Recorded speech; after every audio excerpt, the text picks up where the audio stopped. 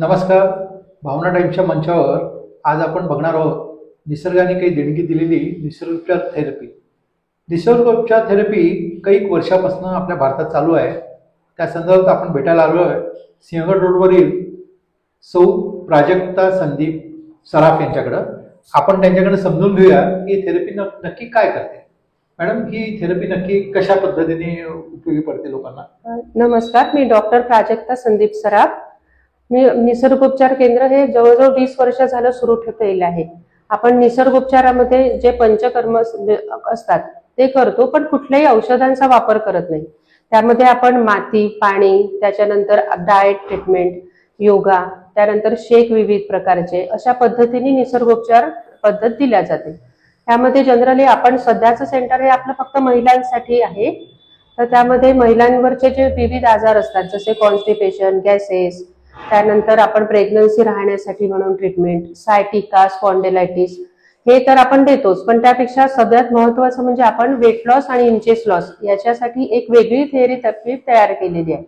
त्यामध्ये आपण अशा पद्धतीने वेगवेगळ्या पद्धतीने मसाज ट्रीटमेंट देतो की त्यामध्ये आपले जे फॅट्सचे प्रमाण आहेत ते लॉस होतात आणि त्यामध्ये कॅलरीज बर्न होऊन गॅरंटेड रिझल्ट तयार होतात. त्यामध्ये आपण बरोबर चौथ्या दिवशी 1.5 इंच आणि 10 दिवसामध्ये प्रत्येक स्पॉटवरचे 4-4 इंच कमी करतो. आजकाल जिम, डाएट किंवा वेगवेगळ्या प्रकारामध्ये करायला वेळ मिळत नाही लेडीजला, कारण की त्यांना घर आणि जॉब सांभाळून एवढा वेळ मिळत नाही. त्या सगळ्यांना निसर्गोपचाराद्वारे इंचेस लॉस करणे हा सगळ्यात चांगला प्रोग्राम असतो. मॅडम, हे जे काही ट्रीटमेंट आहे आतापर्यंत तुमच्या क्लायंटचा काय अनुभव आहे? आता आमचे 20 वर्ष झाले ही ट्रीटमेंट सुरू आहे, त्यामुळे सगळ्यांना चांगले रिझल्ट मिळाले. त्यामुळे माउथ पब्लिसिटीने आपल्या सिंहगड रोडवर जनरली खूप चांगला रिस्पॉन्स आम्हाला येतो. म्हणजे पहिले ज्या आजी यायच्या त्यांच्या आता सुना येतात आहे, नवीन मुली येतात आहे, अशा म्हणजे 2-3 पिढ्या सतत आमच्याकडे ट्रीटमेंट घेतात आहे. त्यामुळे सगळ्यांनाच चांगला रिस्पॉन्स मिळत आहे. आणि निसर्गोपचार असल्यामुळे कुठलेही मेडिसिन किंवा असं बाहेरचं नसल्यामुळे डाएट वगैरे कुठलेही साईड इफेक्ट या निसर्गोपचारात होत नाही. आता एखाद्या व्यक्ती जर एखादी ट्रीटमेंट घेत असेल तर तो ती ट्रीटमेंट घेत असताना त्यांना ह्या ट्रीटमेंटचा सुद्धा सहभाग घेता येईल? हो, नक्कीच घेता येईल. कारण की कुठल्याही ट्रीटमेंट ज्या असतात ना त्या लॉंग ट्रीटमेंट असतात किंवा काही आजार असे असतात की त्यामध्ये मेडिसिन हे कायमच ठेवले जातात. जसं शुगर आहे, बीपी आहे, थायरॉइड आहेत जनरली, किंवा प्रेग्नन्सी राहण्यासाठी पण जे हार्मोन्ससाठी ट्रीटमेंट दिल्या जातात लेडीजला, ते काय औषधं बंद करायचेच नसतात. तर ते औषधं बंद न करताही आम्ही त्या औषधांना रिस्पॉन्स मिळावा म्हणून या ट्रीटमेंट दिल्या जातात. जसं ब्लड प्रेशरचं पेशंट आहे, त्यांना वजन कमी करणं ही पण तेवढीच गरजेची असते जेवढी गोळी गरजेची आहे. पण वजन कमी करण्यासाठी लागणारा वेळ, काय प्रॉपर डाएट घ्यावं ते कळत नाही. त्यामुळे जर त्यांनी इथे आले आपल्या सेंटरमध्ये आणि प्रॉपर त्यांनी महिनाभरामध्ये 4 किलो अशा पद्धतीने जर त्यांनी वेट लॉस केलं तर मग त्यांचे डॉक्टर त्यांना गोळ्या कमी करायला किंवा ते सांगतात. आता ह्या ज्या ट्रीटमेंट चालू आहेत त्यात आजकाल तरुण मुलींना जास्त करून प्रॉब्लेम बघायला मिळतो. पीसीओडी किंवा या टाईपचा प्रॉब्लेम होतो, त्यातनं त्यांचं वजन वाढतं बरंच. तर त्याला नेमकं तुम्ही कसं म्हणजे या ट्रीटमेंटद्वारे कसा प्रतिसाद देता? आता पीसीओडी म्हटलं तर त्यांची लाईफस्टाईल चुकीची असणे हेच महत्वाचं कारण असतं. कारण आजकाल मुलींमध्ये काय तर पिरियड येण्याचं प्रमाण लवकर झालंय. म्हणजे जे आधी 15-16व्या वर्षी पिरियड सुरू व्हायचे ते आता जनरली 13-14व्या वर्षी सुरू होतात. त्यामुळे त्यांच्या शरीराची वाढ तर होऊन जाते पण पूर्ण मेंदूची वाढ झालेली नसते. त्यामुळे काय होतं, हार्मोनल इम्बॅलन्स हा मोठा प्रॉब्लेम आजकाल नवीन मुलींमध्ये येतोय. तर त्यांचं शारीरिक वय 16 वर्ष इतकं होऊन जातं, कारण की आई वडिलांचा पहिलेपासून आराम, प्रॉपर डाएट, प्रोटीन, त्यामुळे त्यांचं शरीर प्रॉपर याच्यात येऊन जातं. पण त्या मानाने मानसिकता किंवा जे असतं ते त्यांचं मेंदू तो कार्य करू शकत नाही. त्यामुळे मग त्यांना तो असं हार्मोनल इम्बॅलन्स होऊन पीसीओडी हा प्रमाण वाढत आहे. आणि त्याचबरोबर जे आयटी क्षेत्रातल्या मुली आहे किंवा ज्या खूप जास्त करिअरिस्ट मुली आहे, ज्या रात्री जागून अभ्यास करणार आहे, मग अशा वेळेला त्या बरोबर जेवण करत नाही झोप येईल म्हणून, कॉफी पिणे किंवा मग असं स्नॅक्स किंवा असे जे खाणार, त्यामुळे मग ते प्रॉपर पोषण मिळत नाही त्यांना. त्यामुळे मग हे पीसीओडीचे आजार वगैरे होतात. पण आपल्या निसर्गोपचारामध्ये कसं आहे की लहान मुलींना आपण खूप दिवस जरी नाही दिलं ट्रीटमेंट, एक छोटी ट्रीटमेंट एक 7 डेजची देतो. त्यामध्ये आपण त्यांची शुद्धिक्रिया केल्या जाते. त्यामध्ये त्यांचा जो वात, पित्त, कफ हा जो प्रकार वाढलेला असतो तो पूर्णपणे काढून टाकला जातो. प्रॉपर जिथे फॅट्स वाढले आहेत की जेव्हा फक्त पोटाला किंवा फक्त त्याच भागावर फोकस करून तिथेच मसाज देऊन आपण देतो. कारण लहान वयात एवढी मसाज पण नाही दिल्या जात. आणि त्यानंतर त्यांना एक लाईफस्टाईल शिकवतो डाएटची. आणि हार्मोन इम्बॅलन्ससाठी आपल्याकडे जे ओंकार वगैरे जे प्राचीन पद्धती आहे, स्वसंमोहन आहे की ज्याने आपण मानसिक संतुलन ठेवू शकतो, ते त्यांना शिकवतो. त्यामुळे त्यांचा परिणाम इतका व्यवस्थित होतो की ते पीसीओडी पूर्णपणे बरे झालेले आहेत आमच्याकडे पण. आता हाच विषय पुढे घेऊन जाऊ मॅडम. असं मी बघितलंय की ज्यांच्या आता सगळ्या स्त्रिया ज्या आहेत काम करणाऱ्या, त्या आयटी क्षेत्रातल्या स्त्रिया आहेत किंवा इतर कुठल्या क्षेत्रातल्या स्त्रिया आहेत, तर यांना सतत कामाचं एक प्रेशर असतं. जेवण खाण त्यांना वेळेवर होऊ शकत नाही, डबा खायची वेळ जरी ठरलेली असली तरी त्यांना ती साधता येत नाही. त्याच्यामुळे वेगवेगळ्या समस्यांना त्यांना सामोरं जावं लागतं. जसं बीपी आहे की तुम्ही म्हणलं पीसीओडी आहे, किंवा यात सायकोलॉजिकल एक परिणाम पण होतो. त्यावेळेस नॅचरोपॅथीमध्ये काय नेमकी ट्रीटमेंट आहे? हा, नॅचरोपॅथीमध्ये आपण त्यांना एन्झायटी ट्रीटमेंट असंच म्हणू शकतो की त्यामध्ये सतत अस्वस्थता वाटणं, कुठलंही काम असेल की त्यांना 5 मिनिटांमध्ये घ्यायचं तर ते 3 मिनिटात कसं होईल, किंवा 90% जरी त्यांचं व्यवस्थित होत असेल तरी ते 100% कसं होईल. हा जो एक आयटी क्षेत्रामध्ये त्यांना जे बाहेर 10 तास ते 12 तास काम करण्याची सवय असते की नाही, मशीनवर काम करतात शेवटी लोक. त्यामुळे कसं असतं, 100% म्हणजे परफेक्ट, 90% म्हणजे नाही, असाचं जे डोक्यात असतं ना ते त्यांच्या लाईफमध्ये पण येतं. म्हणजे पूर्ण व्यवस्थित झालं असलं तरी कुठेतरी काहीतरी आहे का, कमी आहे का, अजून आपण लक्ष देऊ शकत नाही का. इव्हन पोरांच्या बाबतीत सुद्धा किंवा कुठल्याही कामात त्यांना ही जी अस्वस्थता आलेली असते ती त्याचा शरीरावर खूप परिणाम होतो. त्यामुळे काय होतं, ते सतत त्यांच्या छातीवर प्रेशर असतं, ब्रेनवर प्रेशर असतं. बसल्या त्या किंवा रिलॅक्स जरी म्हटलं तरी त्यांना ते दुसऱ्या दिवशीचा प्रोग्राम आठवत असतो. त्यामुळे जो शांतता नसते त्यांच्यामध्ये, त्यामुळे काय होतं, योगिक चक्र जे असतं आपल्या मेंदूचं, गर्भाशयाचं किंवा जे, तर ते हे चक्रच बिघडतात. आणि मग एकदा चक्र बिघडले की काय होतं, त्यांची मानसिक अस्वस्थतामुळे मग त्यांना भूक लागत नाही किंवा खूप जास्त भूक लागते. एखाद्याला झोप लागत नाही किंवा खूप जास्त झोप लागते. असे हे वेगवेगळे प्रॉब्लेम सुरू होतात. आणि एका वेळेला इतकं नैराश्य येऊन जातं एखाद्या वेळेला की हे सगळं सोडून पण जायचं की काय, असं पण अस्वस्थता तयार होऊन पण मग बाकीचे पण त्याच्यात प्रॉब्लेम सुरू होतात. तर यासाठी निसर्गोपचारामध्ये आपला मसाज हा ट्रीटमेंट खूप चांगली असते. आपल्या इथे 7 days मसाज ट्रीटमेंट असतात. त्यामध्ये आपण वेगवेगळे फ्लॉवरच्या जे असतात अर्क की ज्याचा आपल्या मेंदूवर परिणाम होतो. तर जसं पारिजातकाचं वगैरे असतात की पारिजातकाच्या झाडाचं तर इतकं वर्णन आहे की त्यामध्ये जर आपण त्या दांड्याला नुसतं जो खोड असतो त्याला तुम्ही 5 मिनिटं जरी हात लावून ठेवले तरी आपल्या मनामध्ये हे होतं. इतकं त्याची रेमेडीज आपल्या शरीरावर जातात. म्हणूनच तर प्राजक्ताचं फुल म्हणजे आपण स्वर्गातलं मानतो म्हणजे काय, त्या अंधश्रद्धा नाहीये, तर त्या म्हणजे त्याचं सायन्स आहे की त्या फुलांचा, त्या पानांचा, त्या झाडांच्या खोडांचा इतका इफेक्ट आहे स्त्रियांसाठी की ते हे आहे. आधी तुळशीच्या जवळ जाऊन बायका गोल हे फिरायच्या, प्रदक्षिणा घालायच्या, पाणी घालायच्या. म्हणजे काय आहे की ऑक्सिजन खूप जास्त लेवल होते, त्यामध्ये आपोआपच त्यांचं ते हार्मोन्स नॉर्मल यायचे. त्यानंतर चांदीचे पैंजण घालणे, चांदीच्या संपर्कात येणे, सोनं हे घालणे, हे जे पद्धती आहे ही आजकाल निसर्गोपचारच आहे तो. ते जर आता बंद केलंय त्यांनी, त्यामुळे त्यांचे मानसिक जो अस्वस्थता आता ती त्यांना कंट्रोल करणं कठीण झाली आहे. पण त्यासाठी निसर्गोपचारामध्ये मसाज ट्रीटमेंट ही, रिलॅक्सेशन मसाज ही सगळ्यात चांगली आहे. विशिष्ट गंध हे येऊन सुवास, आणि जर तुम्ही व्यवस्थित रक्तपुरवठा नीट केला तर त्यामध्ये काय होतं, हार्टकडे सगळा रक्तपुरवठा पोहोचवला जातो. त्यानंतर तो शुद्ध रक्त, अशुद्ध रक्त शुद्ध होऊन सगळ्या शरीरात पोहोचलं जातं. त्यामुळे सगळी बॉडी रिलॅक्स होते. आणि मग तुमचं त्यामुळे योगिक चक्र एकदा रिलॅक्स झालं की मग त्याचा परिणाम मेंदूवर होतो आणि मग तुमची ही अस्वस्थता, एन्झायटी दूर होते. आणि प्रॉपर जर तुम्ही ओंकार वगैरे हे जर ते लहरी आपल्या याच्यावर केलं तर आपण ऑरा म्हणतात, तो जर एकदा आपण नीट केला तर बाहेरच्या वातावरणाचा आपल्यावर इतका परिणाम होत नाही. तर त्यांनी तुम्ही 100% नीट होऊ शकता, जो स्ट्रेस लेवल जो वाढली आहे त्याच्यासाठी.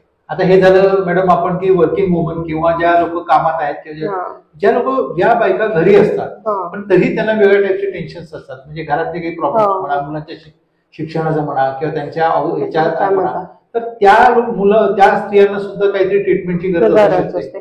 तर जसं तुम्ही सांगितलं की योगिक प्रक्रिया किंवा ऑरा नीट झाला तर त्याचं बरं होतं. तर अजून काही नॅचरोपॅथीमध्ये अशा काही ट्रीटमेंट आहेत का की घरगुती स्त्रियांसाठी?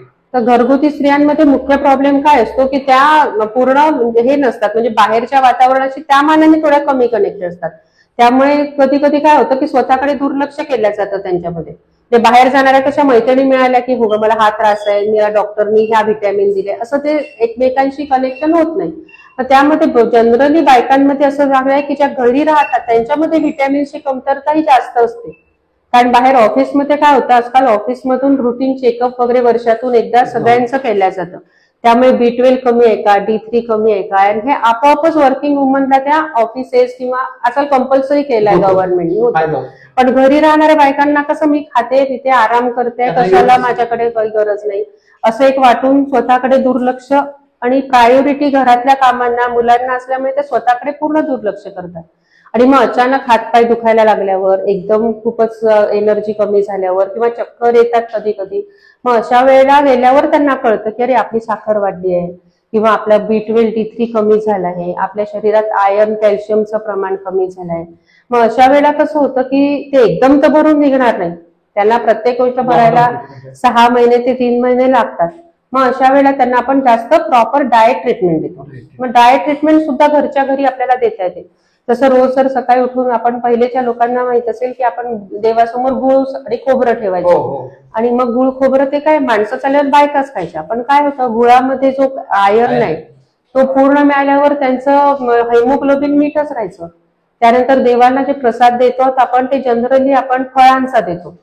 5 फळं द्या असं म्हणतात सगळे, आणि आधीच्या लेडीजला त्या ओटीमध्ये पण 5 फळं द्यायचे, आणि जनरली 5 फळांचं, आणि ते असं पण होतं की त्या बायकांनीच खायचं तिच्या ओटीत दिलंय. तर हे काय होतं की त्यांना सगळ्या प्रकारचे व्हिटॅमिन्स मिळाले पाहिजे. जेव्हा म्हणजे संत्र, मोसंबी, पपई, ऍपल, प्रत्येक अपॉइंटमेंट याच्यामध्ये कसं वेगवेगळे आहे, निसर्गोपचाराप्रमाणे वेगवेगळे दिले ना. म्हणजे तुम्ही संत्र खाल तर व्हिटॅमिन C मिळेल, ऍपल खाल तर A मिळेल. ते हे जे आहे प्रत्येक सायकल, त्याच्यामुळे ते व्यवस्थित पोषण व्हायचं. पण आता कसं होतं, फ्रूट सुद्धा आणले तरी बसून ती लेडीज खाईलच घरी असं सांगता येत नाही. प्रायोरिटी मुलांमध्ये, किंवा मग ते सॅलेड करून घेऊ, फ्रूट सॅलेड करू, त्याच्यात कस्टर्ड टाकून असं, मग ते त्यामुळे त्यांना पाहिजे तेवढं पोषण घरातल्या लेडीजला मिळत नाही. आणि स्वतःकडे दुर्लक्ष म्हणजे त्यांची प्रायोरिटीच हे असते. म्हणजे त्यांना असं वाटतं आम्ही तर घरीच असतो ना, मला कुठलं नाही, मी तर दुपारी आराम पण करते. आणि वेगळे पदार्थ जे करायचे म्हणतात, तरी आजकालच्या मुलांना ते जुने पदार्थ आवडत नाही की ज्याच्यातून पोषण व्हायचं. ते मुगाचे लाडू केले तर, पौष्टिक लाडू केले तर मुलं खाणार नाही. मग मुलांसाठी म्हणल्यावर इडली करा, डोसे करा, की जे बिलकुल सूट नाही आहे. आंबवलेले पदार्थ म्हटलं तर बायकांचा वात वाढणारच आहे, पित्त वाढणारच आहे. त्यानंतर आता चायनीज, नूडल्स, मॅगी, अशा काहीच उपयोग. इव्हन सॉस सुद्धा जरी आहे तरी स्वस्त मिळतात म्हणून ते याच्यामधून डीमार्ट मधनं वगैरे अगदी विकत घेऊन येतात. पण त्या डीमार्ट मधल्या सॉस मध्ये तो थोडी येणार नाही की जो सार आपण घरी चिंचेच्या सारामधून जो व्हिटॅमिन C मिळेल, किंवा टोमॅटो सार जो आपण घरी करतो गूळ टाकून, त्याच्यातून जे हे मिळतं ते याच्यात मिळत नाही. किंवा दुधाचे पदार्थ करण्याचे प्रमाण कमी झालेले आहे. आणि घरातले लोक खात नाही, मग मी माझ्यासाठी कशाला करू असं म्हणून पण आवडत असूनही बरेच स्त्रिया करत नाही, येत असून पण. आता खिरी हा प्रकार तर कमीच झालाय, खजूर खिरी, म्हणजे त्याच्यातून जे तत्व मिळायचं ना तेच पूर्णपणे कमी झालंय. त्यामुळे जो घरगुती स्त्रिया आहे त्यांना व्हिटॅमिन्स आता तुम्हाला बाहेरूनच घ्यावं लागतील, किंवा मग तुम्ही तुमच्या स्वतःसाठी समजून घेतली तरी आपल्याकडे जर आलं तर आम्ही त्यांना डाएट देतो आणि पदार्थ शिकवतो पण, की हो आता तुमच्या शरीरामध्ये क्षार कमी वाटत आहे, तुम्ही रोज अशा पद्धतीने पालकाचं सूप द्या. किंवा व्हिटॅमिन C आहे, तुम्हाला थोडंसं केस गळतात आहे, स्किन तुम्हाला काळी वाटते आहे, तर मग व्हिटॅमिन C साठी तुम्ही सरळ चिंचेची कढी घ्या, चिंचेच्या सार घरी करा आणि रोज ते तुम्ही 1 चमचा घ्या. म्हणजे अशा पद्धतीने आपण व्हिटॅमिन C हे होऊ शकतं. आता मॅडम, आता हे असं आपण डेली लाईफचं बघतो, काही स्त्रियांचं आता वयाचं 40 ओलांडली की सायकल संपते, अशा वेळेस काय नॅचरोपॅथी ट्रीटमेंट त्यांनी घ्यावी? तर ते मोनोपॉज पिरियड मध्ये कसं होतं की सायकल जरी बदललं ना तर त्यांचं शारीरिक पेक्षा मानसिकतेकडे जास्त हे असतं, म्हणजे त्यांना एक सायकोलॉजिकल प्रॉब्लेम येतो. हा प्रॉब्लेम जनरली हाऊसवाईफ वगैरे जे असतात ना त्यांना जास्त येतो, कारण की त्यांना एक असं वाटतं की आता आपलं झालं. वर्किंग वुमन मध्ये कसं असतं की त्या करिअरमध्ये तेवढ्या पुढे गेले असतात ना, ते नॅचरल घेतात ते की हो आता ठीक आहे आपण हे झालंय, आपण या पोस्ट पर्यंत पोहोचलोय म्हणजे आपण मिळवलंय. पण काही काही घरगुती स्त्रियांना कसं ते लहान दिसणं, आपण कमी वयाचं दिसणं, याचं जे ज्या स्त्रियांना जास्त अट्रॅक्शन असतं, म्हणजे 40-45 आली की त्याचं घाबर, बापरे आपण आता मोठं दिसायला लागलो की काय, फॅमिलीत आपण हे, तर त्याचं जे सायकोलॉजिकल प्रेशर येतं त्याचा हार्मोनल बॅलन्स होऊन त्यांना त्रास होतो. बाकी जर तुम्ही योग्य डाएट प्रॉपर म्हणजे हे जर केलं, व्यायाम आणि मानसिक शांतता ठेवली तर हार्मोन्स नॉर्मल होऊन त्या मोनोपॉजचा इतका बाहेरून फरक पडत नाही. हा, आता थोडाफार शरीरात बदल पडला म्हटल्यानंतर काहींना पिरियड्स जास्त येणं कमी येणं, पण तो जो आहे ते तुमची जे हेरिडिटी असेल ना त्याच्यावर. पण त्यासाठी तुम्हाला प्रॉपर म्हणजे डॉक्टरांचीच ट्रीटमेंट घेणं गरजेचं असतं. म्हणजे त्यासाठी नॅचरोपॅथीमध्ये आपण फक्त तुम्हाला डाएट, प्रॉपर एक्सरसाइज आणि वात पित्त कफ दूर करण्यासाठी शुद्धिक्रिया सोपं जातं. हा, म्हणजे डॉक्टरांनी जरी त्या ट्रीटमेंट दिल्या की त्यांचे काहींना द्यावं लागतात, कारण हेरिडिटी प्रॉब्लेम असल्यामुळे काय होतं कोणासोबत काय होईल सांगता येत नाही. कोणाला हॉट फ्लॅशेस येतात किंवा जास्त ब्लिडिंग असेल तर अशा वेळेला त्यांना ट्रीटमेंट घ्यावं लागतं. पण त्या ट्रीटमेंट सोबत जरी आपला निसर्गोपचार असलं तर त्यांना मदत मिळेल. याच याच्यात मी बघितलं मॅडम की काही लोक वर्किंग वुमन आहेत, त्यांना आजकाल कॅन्सरचं प्रमाण वाढतं. तर कुठल्या कुठल्या टाईपचे कॅन्सर जनरली असतात, त्याला नॅचरोपॅथीमध्ये काय लॉंग टर्म ट्रीटमेंट आहे? तर कॅन्सर म्हटलं तर जास्तीत जास्त आजकाल लेडीज जर असेल तर ब्रेस्ट कॅन्सर असतो. त्याच्यानंतर आपल्या युट्रसचा पण कॅन्सर हे तर जास्त हे जास्त लेडीज मध्ये येतात. पण त्याचं कारण पण शेवटी हार्मोन्सवरच आहे. म्हणजे शेवटी तुम्ही जेव्हा एक एज होतं तुमचं त्यावेळेला तुम्ही लाईफस्टाईल पाळली नाही. म्हणजे जेव्हा तुम्ही आता पिरियड सुरू झाल्यानंतर जे 16 वर्षापासून किंवा डिलिव्हरी नंतर जे तुमच्या शरीरात चेंजेस झाले होते तर त्यावेळेला प्रॉपर ब्रेस्ट फिडिंग करणे, त्यानंतर ते जेव्हा जेवण घेऊन किंवा ते प्रॉपर जे प्रोटीन्स वगैरे विटॅमिन्स तुमच्या शरीराला हवे होते तेव्हा तुम्ही लाईफस्टाईल चेंज केल्यामुळे ते न घेतले गेले. त्याच्यामुळे मग शरीरामधल्या पेशी कमकुवत झाल्या. त्याचा परिणाम कॅन्सर होण्यावर होतो. आणि बरेचदा हेरिडिटीली जर आहे हे माहीत असलं तर 40 नंतर सतत चेकिंग करणं गरजेचं असतं. पण मला काही झालं नाहीये, होणार नाही, एक त्या भ्रमात राहून ते चेकिंग केल्या जात नाही, त्यामुळे मग असा प्रॉब्लेम येतो. बऱ्याचशा स्त्रियांमध्ये आजकाल युट्रसचा पण प्रॉब्लेम बऱ्याच वेळा झालेला आहे. ऑपरेशन होतं, मग ते संपूर्ण डिस्टर्ब होऊन जातात, कारण त्याचा मानसिक आणि संपूर्ण त्यांच्या शरीरावर परिणाम होतो. ह्याच्यासाठी अगोदर काही काळजी घेणं गरजेचं आहे का नॅचरोपॅथी मध्ये? हो, यामध्ये पण वजन मेंटेन ठेवणं, त्याच्यानंतर तुम्ही पिरियडचे जे नियम होते जे आपल्या आधीपासून सांगितले होते की उगीच खूप त्या दिवसांमध्ये खूप अति ताण देणं टाळणे किंवा अबॉर्शन करण्याचे प्रमाण हे जास्त वाढलंय आता, त्याचा परिणाम त्याच्यावर होतो. आता ह्याच पद्धतीने बघायला गेलं तर एक आम्ही आता हाही अनुभव घेतलेला की काही लोकांना डोळ्याचे प्रॉब्लेम्स असतात, पण त्यांचं असं म्हणणं असं दिसतंय मला. आणि आता जर वातावरण बघितलं आपण, सिंहगड रोडला कामं चालू आहेत किंवा बाहेरही कामं चालू आहेत, त्यामुळे ड्राय डोळे पडायला लागतात. तर त्याला नॅचरोपॅथीमध्ये काय ट्रीटमेंट आहे? त्यामध्ये आपल्या निसर्गोपचारामध्ये म्हटलं तर ते आपल्या याच्यामध्ये योगिक क्रिया असतात की ज्यामध्ये आपण पाण्याचे डोळ्यांमध्ये व्यायाम देतो, त्राटक वगैरे देतो. म्हणजे मेणबत्ती अशी समोर ठेवून एकसारखं त्याच्याकडे बघायचं की डोळ्यातून पाणी येऊन त्याच्यातून टॉक्सिक निघून जातात. त्यानंतर एक नेत्रबस्ती म्हणून पण प्रकार असतो की त्याचा एक पॉट असतो, त्यामध्ये तुम्ही डोळे उघडझाप करून आतून ते क्लीन करू शकता. या पद्धतीने आपण डोळ्यांची काळजी घेऊ शकतो. आणि व्हिटॅमिन ए चा वापर जास्त करणे गरजेचं आहे. त्यासाठी गाजराचा रस वगैरे आपण घेऊ शकतो. आता काही प्रमाणात असं बघितलं की ज्यांना हेरिडिटरी चष्मे आहेत त्यांना त्याचा जास्त त्रास होतो, त्यांनी सिलेंड्रिकल चष्मे असतात त्यांना, तर अशा लोकांसाठी तुम्ही त्याच्यात काही स्पेशल ट्रीटमेंट आहे का? तर आपल्या निसर्गोपचारामध्ये एक ट्रीटमेंट आहे की तुम्ही लॉन जे असते आपली हिरवी गवत त्याच्यावर जायचं, म्हणजे आपला मेंदूपर्यंत पूर्ण थंडावा तयार होतो. थंडावा जर आपल्या पायांमध्ये राहिला तर आपल्या डोळ्यांना गारवा तयार होतो की ज्यामुळे दृष्टी तयार होते. आणि त्याचबरोबर ज्यांना माहिती आहे की आपल्याला हेरिडिटीली चष्मा आहे त्यांनी लहानपणापासूनच व्हिटॅमिन ए चं प्रमाण जर वाढवलं तर तो थोडंसं पुढे टळू शकतो. ते पूर्ण जरी नाही टळू शकलं तरी पुढे डिले करू शकतो आपण. आज आपण भेटलो मॅडम, या सगळ्या चर्चा झाल्या, फार छान वाटलं की एक निसर्गोपचार तर्फे काही निसर्गाने देणग्या दिलेल्या आहेत त्या तुम्ही पुढे लोकांना देण्यात सक्षम आहात. आणि त्यामुळे लोकांच्या जीवनातला बदल, स्त्रियांच्या खास करून स्त्रियांच्या म्हणजे तरुण वयापासून ते त्यांच्या एका एज पर्यंत ती संपूर्ण तुमच्याकडे ट्रीटमेंट अवेलेबल आहे. तर मी सगळ्यांना आवाहन करू इच्छितो की तुम्ही जरूर या निसर्गोपचार केंद्राला भेट द्या आणि मॅडमकडनं जास्तीत जास्त जाणून घ्या, जेणेकरून तुमच्या आयुष्यात सुलभता आणि निसर्गाचा तुम्हाला आयुष्य जगण्यासाठी फ्रेशनेस या दोन्ही गोष्टी अवेलेबल होतील. धन्यवाद मॅडम.